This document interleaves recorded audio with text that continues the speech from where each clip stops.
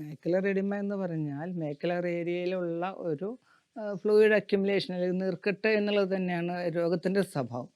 അതുകൊണ്ട് അതിൻ്റെ എയിം ഒന്നേ വരാവൂ, അതായത് നീർക്കെട്ട് മാറണം, പിന്നെ വരരുത്. ഇത് തന്നെയാണ് അതിൻ്റെ ആത്യന്തികമായിട്ടുള്ള ലക്ഷ്യം. പക്ഷെ ഇതെങ്ങനെ സാധ്യമാകുന്നു എന്നുള്ളിടത്താണ് പ്രാധാന്യം കിടക്കുന്നത്.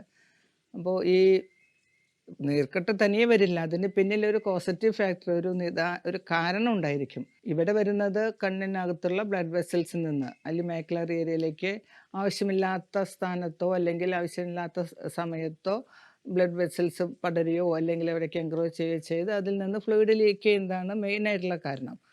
അപ്പോൾ ഇവിടെ ഏറ്റവും ശ്രദ്ധിക്കേണ്ട ഒരു കാര്യം എന്ന് വെച്ചാൽ അതിന് സാധ്യത തടയുക എന്നുള്ളതാണ് ആയുർവേദത്തിലെ അല്ലെങ്കിൽ ഞങ്ങളുടെ ഹോസ്പിറ്റലിൽ ചെയ്യുന്ന പ്രധാനപ്പെട്ട ഒരു ചികിത്സയുടെ അടിസ്ഥാനം.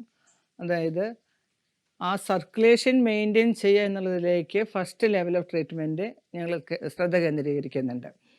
അതായത് ഒരു സർക്കുലേഷൻ നോർമലാണെങ്കിൽ അവിടെ ലീക്ക് ചെയ്യാനോ അല്ലെങ്കിൽ ഫ്ലൂയിഡ് കെട്ടിക്കിടക്കാനോ എന്നുള്ള സാധ്യത തന്നെ വരുന്നില്ല. അപ്പോൾ അത്തരം സാധ്യതയെ തടയലാണ് ചികിത്സയുടെ ഫസ്റ്റ് ലക്ഷ്യം.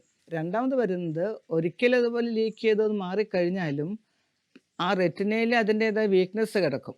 അപ്പോൾ ആ വീക്ക്നെസ്സിന് അല്ലെങ്കിൽ എന്താ പറയുന്നത്, ഫങ്ഷണൽ ഡിഫക്റ്റ് വന്നതിനെ മറികടക്കത്തക്ക രീതിയിൽ റെറ്റിനയെ ബലപ്പെടുത്തുക, അതുപോലെ അതിൻ്റെ ഫങ്ഷണൽ കപ്പാസിറ്റി തിരിച്ചു കൊണ്ടുവരുന്ന ചികിത്സയാണ് സെക്കൻഡ് ലെവൽ.